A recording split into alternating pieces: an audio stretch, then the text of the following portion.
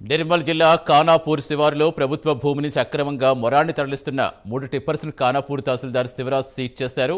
మరొన్ tippers జేసీబీని తన office తీసుకురావాలని తహసీల్దార్ tipper డ్రైవర్లను ఆదేశించారు. తహసీల్దార్ చెప్పిన వెంటనే కార్యాలయానికి బయలుదేరిన టిప్పర్లు మార్గమధ్యలో నిలిచిపోయాయి. అధికార పార్టీ నేతలు టిప్పర్లు వదిలేయాలని తహసీల్దార్పై తీవ్ర స్థాయిలో ఒత్తిడి చేస్తున్న సమాచారం. ఈ టిప్పర్లు సీజ్ చేసి 24 గంటలు గడిచినా ఇప్పటివరకు తహసీల్దార్ ఆఫీస్కి చేరలేదు.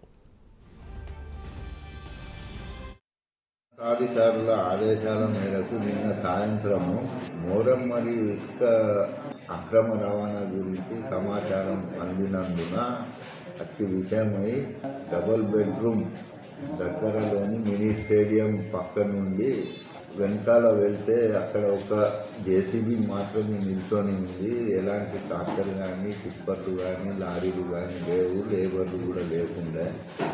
అయితే ఒక లారీ దూరం నుండి కనిపించినందున డంపింగ్ యార్డ్ రోడ్డు వైపు వెళ్ళేటప్పుడు అక్కడి నుండి 3 లారీలు టిప్పర్లు ఒక జేసీబీ వస్తుంటే వాటిని సీజ్ చేయడం జరిగింది. కలెక్టర్ ఏడీ మైన్స్ ఆర్డీఓ గారికి తగు సమాచారం మరియు చర్య నిమిత్తం రిపోర్టు పంపించనుంది. నిన్న ఏదైతే ఖానాపూర్లో జరిగినటువంటి మురం అక్రమ తవ్వకాల్లో ఖానాపూర్ మండల తహసీల్దార్ను కూడా కొందరు నాయకులు ఇబ్బంది పెట్టే విధంగా చేసినారు.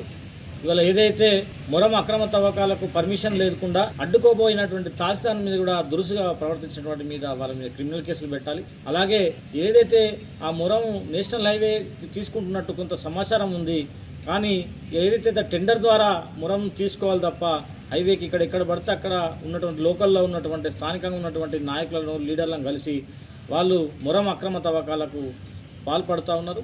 ఇవాళ వారికి చేతులు, ఎందుకంటే గవర్నమెంట్కు రావాల్సినటువంటి ఆదాయం దాన్ని ఇవాళ మధ్యలోనే ఇలా ఈ రాజకీయ నాయకులు కొంతమంది కలిసి వారు తలా కొంత అన్నట్టుగా ఇవాళ పంచుకోవడం జరుగుతూ ఉంది.